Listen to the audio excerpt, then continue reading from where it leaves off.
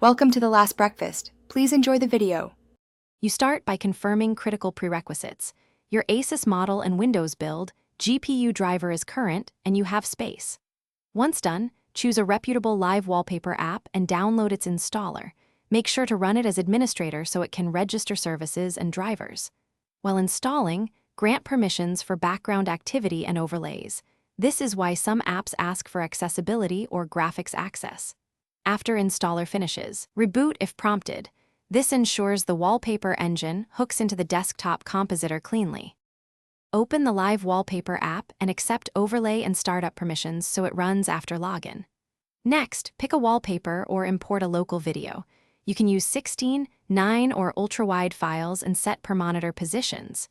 Then tune performance, lower the frame rate, limit GPU usage, enable battery saver profiles, or choose lower resolution for laptops. Once set, test audio reactive or interactive features, and confirm the wallpaper pauses during full-screen apps and games so performance and battery life remain stable. Finish by enabling auto start so the wallpaper loads at login, and set your chosen scene as default. Lock any settings you don't want changed. Make sure the app honors power profiles, set lower quality on battery and full quality when plugged in. If the wallpaper doesn't appear, restart the app and check the app is allowed through Windows Focus Assist and taskbar settings.